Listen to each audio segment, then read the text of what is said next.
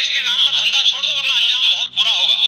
सलमान खान, मैं तुझे कह देता हूँ कि देश के नाम पर धंधा छोड़ दो वरना अंजाम बहुत बुरा होगा। दोस्तों, कभी सोचा है कि जब दो पागल हाथी आमने सामने आते हैं तो क्या होता है? जंगल नहीं बचता, जंगल उखड़ जाता है। लेकिन आज जो खेल मैं आपको दिखाने वाला हूँ वो किसी जानवर की लड़ाई नहीं है। ये लड़ाई है भारत के दो सबसे बड़े दबदबे की। एक तरफ है लखनऊ की गद्दी का रौब और दूसरी तरफ है चेन्नई का मांस वाला तशन। लोग कहते हैं कि देश में सब शांति है, लेकिन मैं कहता हूँ अपनी आंखें खोल लीजिए। अगर आपको लगता है कि आपने बॉलीवुड और पॉलिटिक्स के सारे गंदे राज देख लिए हैं तो आप बहुत बड़ी गलतफहमी में हैं। अगले 5 मिनट में मैं आपके सामने वो सच रखूंगा जिसे सुनने के बाद आपका दिमाग सुन्न हो जाएगा। बैटल ऑफ गलवान तो सिर्फ एक बहाना है दोस्तों। असली खिचड़ी तो उन बंद कमरों में पक रही है जहां आपकी और मेरी सोच भी नहीं पहुंच सकती। इस वीडियो को 1 सेकंड के लिए भी छोड़ने की गलती मत करना, क्योंकि जो पर्दा आज मैं उठाने वाला हूं वो शायद दोबारा कभी ना उठे। क्या आप तैयार हैं उस सच के लिए जो आपको हिलाकर रख देगा? एक तरफ योगी आदित्यनाथ और दूसरी तरफ विजय थलापति। बीच में फंसा है बॉलीवुड का सुल्तान सलमान खान। कुर्सी की पेटी बांध दीजिए, क्योंकि आज मौसम बिगड़ने वाला है। बात शुरू होती है 2020 की उस काली रात से। गलवान घाटी की वो रात जिसने पूरे हिंदुस्तान की रूह को झंझोड़ कर रख दिया था। हमारे वीरों ने बिना गोली चलाए दुश्मन की गर्दनें तोड़ दी थीं। हर हिंदुस्तानी का खून खौल रहा था और इसी गुस्से, इसी देशभक्ति को पर्दे पर उतारने का फैसला किया बॉलीवुड ने। प्रोजेक्ट का नाम रखा गया battle of Galwan. Hero Salman Khan. Director ने सोचा ये फिल्म 2000 करोड़ कमाएगी।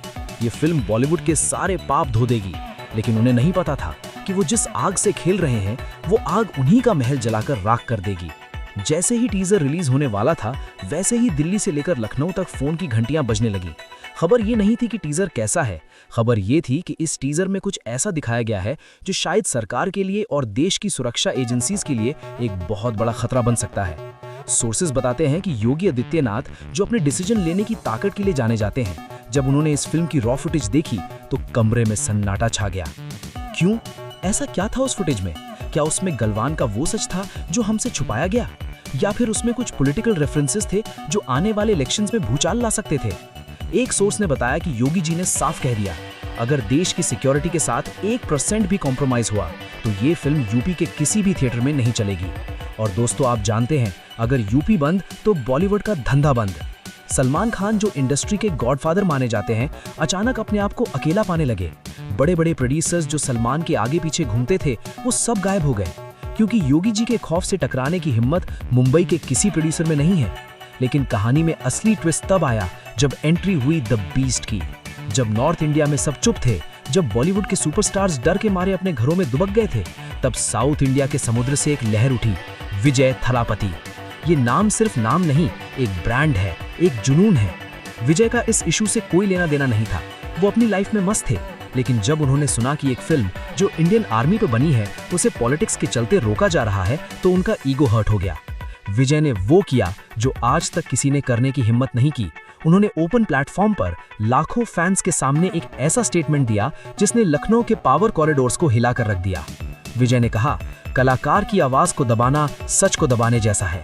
अगर सलमान भाई देश के लिए फिल्म बना रहे हैं तो मैं उनके साथ खड़ा हूं, रोक सको तो रोक लो। ये शब्द नहीं थे दोस्तों, ये एक सीधा चैलेंज था। एक तरफ यूपी का एडमिनिस्ट्रेशन जिसके पास कानून की ताकत है, पुलिस है, सिस्टम है, और दूसरी तरफ विजय थलापति जिसके पास फैंस की ऐसी फौज है जो अपने स्टार के लिए जान दे भी सकती है और ले भी सकती है। अब सवाल उठता है कि विजय ने ऐसा क्यों किया? क्या ये सिर्फ दोस्ती थी या इसके पीछे कोई बड़ा बिजनेस माइंडसेट काम कर रहा था? ध्यान से सुनिए, क्योंकि अब जो मैं बताने जा रहा हूं वो आपको किसी न्यूज चैनल पर नहीं मिलेगा। एक्सपर्ट्स मानते हैं कि विजय जानते हैं कि बॉलीवुड अभी कमजोर है, और अगर इस वक्त वो सलमान का हाथ थाम लेते हैं तो नॉर्थ इंडिया में उनकी मार्केट वैल्यू 10 गुना बढ़ जाएगी। ये सिर्फ इमोशनल सपोर्ट नहीं है, ये एक मास्टर स्ट्रोक है। लेकिन योगी आदित्यनाथ कोई कच्चे खिलाड़ी नहीं है, वो जानते हैं भीड़ को कैसे कंट्रोल किया जाता है। खबर आ रही है कि यूपी सरकार ने अब सेंसर बोर्ड पर अपना शिकंजा कस लिया है। कहा जा रहा है कि फिल्म के प्रोड्यूसर्स को एक सीक्रेट लेटर भेजा गया है। उस लेटर में क्या लिखा है, क्यों प्रोड्यूसर्स के चेहरे पर हवाइयां उड़ रही हैं? अफवाह है कि उस लेटर में 40 ऐसे कट्स बताए गए हैं जिन्हें अगर फिल्म से हटा दिया गया तो फिल्म की आत्मा ही मर जाएगी। मतलब साफ है, फिल्म रिलीज तो होगी लेकिन वो नहीं दिखा पाएगी जो वो दिखाना चाहती थी। यहीं पर एक बड़ा सवाल आता है और मैं चाहता हूं कि आप अपने दिल पर हाथ रखकर इसका जवाब सोचिए। क्या देश की सिक्योरिटी के नाम पर सच को छुपाना सही है, या फिर हमें हक है ये जानने का कि गलवान में उस रात आखिर हुआ क्या था? कमेंट सेक्शन खुला है दोस्तों, अपनी राय जरूर लिखिए। क्या आप योगी जी के साथ हैं या विजय और सलमान के साथ? मुझे देखना है कि देश की जनता आज किसके साथ खड़ी है।